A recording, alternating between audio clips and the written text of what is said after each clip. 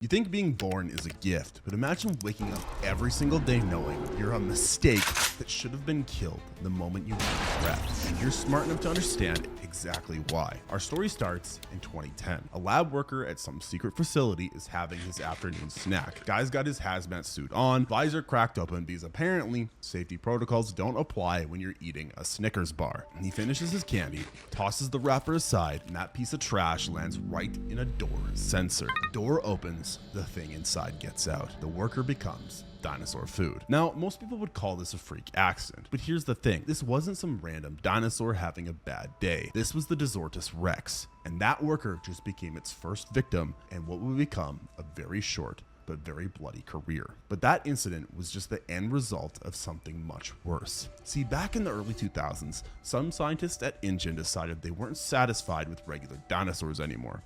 Apparently, a 65-million-year-old apex predator wasn't scary enough.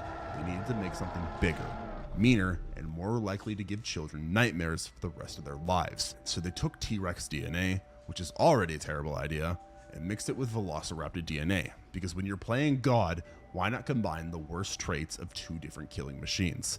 But they didn't stop there. They threw in some other stuff too. Nobody's really sure what, but the smart money's on whatever was lying around the lab that day. The results? 6 limbs. Yeah, you heard that right. This thing came out looking wrong from day one. 2 regular back legs for walking, and 2 massive front arms that turned it into some kind of nightmare gorilla, and 2 smaller T-Rex arms just hanging out on its chest doing absolutely nothing useful. Imagine trying to coordinate 6 limbs when your brain was only designed for 4.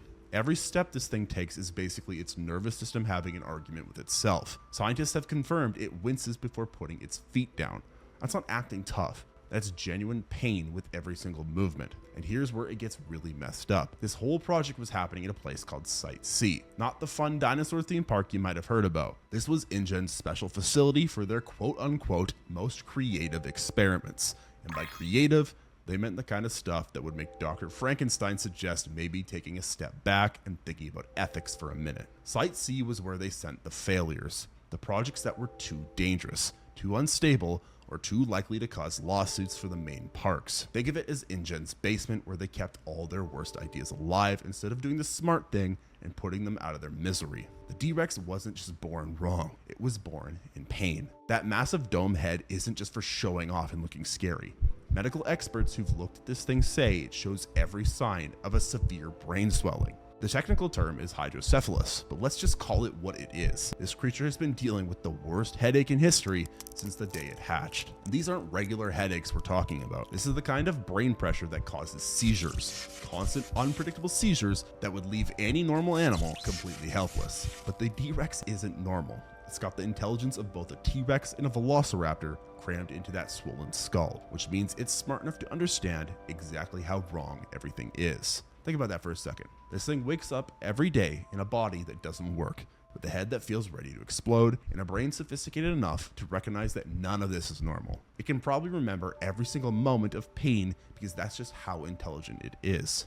Every joint hurts, every step is agony, every breath reminds it that its cardiovascular system is trying to pump blood through a body that shouldn't exist. And somewhere in that oversized brain, it knows this isn't how things are supposed to be. The scientists who built this thing basically built a torture device and then gave it just enough intelligence to fully appreciate how terrible its situation really is. That's not genetic engineering. That's creating a living nightmare with a PhD in understanding its own suffering. So when that candy wrapper hit that door sensor in 2010, it wasn't just letting out a dangerous predator. It was releasing 17 years worth of pain, confusion, and rage that had been building up in something smart enough to know exactly who was responsible for its misery. But the real nightmare was just getting started, because killing one person was apparently grounds for life in prison.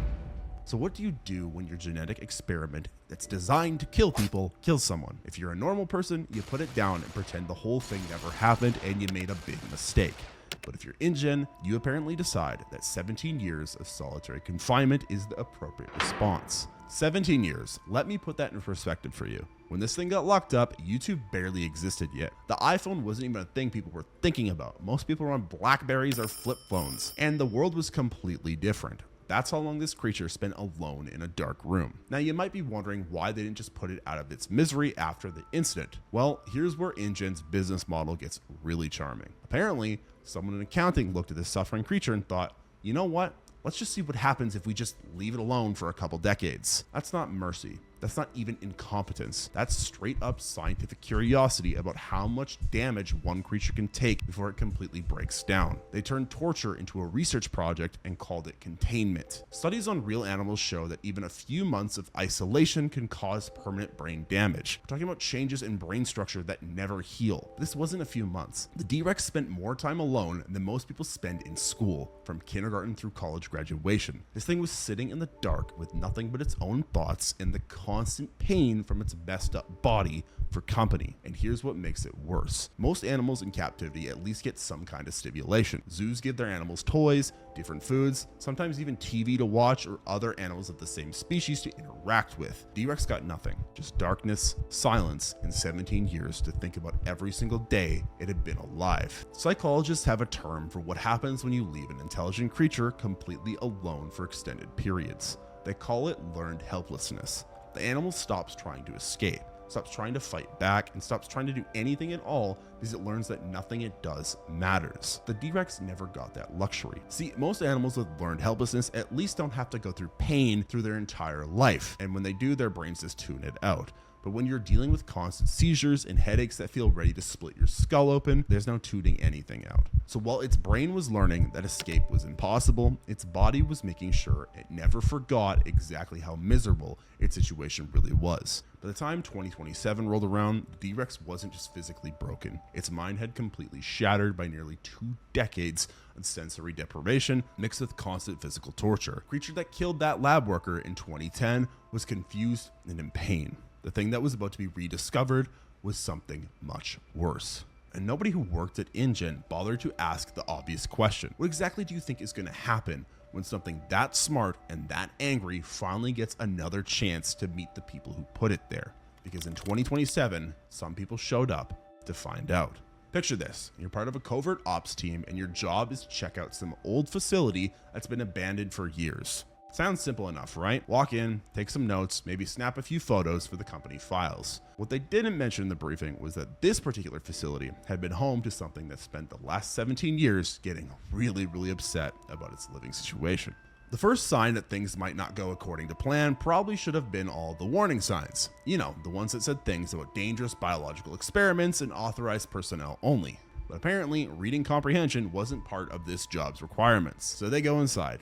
And somewhere in that facility, after nearly 2 decades of complete silence, D-Rex suddenly hears voices, human voices, for the first time since 2010. Now imagine you've been locked in your room for 17 years. No visitors, no phone calls, no contact with the outside world whatsoever. And then one day, you hear people talking right outside your door. How do you think you'd react? The team finds the creature's containment area, and apparently someone decides the best course of action is to get closer for a better look, because when you find a cage with scratch marks all over the inside, the logical response is obviously to lean in and see what made them. The D-Rex kills the first person it sees, right there in its own cage. Now, most rational people would take this as a sign that maybe it's time to leave, pack up the equipment, head back to the helicopter, and let someone else deal with whatever that thing was. But no, apparently the mission was too important to abandon just because of one little workplace fatality. So they keep exploring, and naturally they run into the facility's other visitor, some corporate executive named Martin Krebs, who showed up around the same time they did. You know the type, expensive suit, probably makes more in a year than most people do in their lifetime. Definitely the kind of guy who thinks money makes him smart.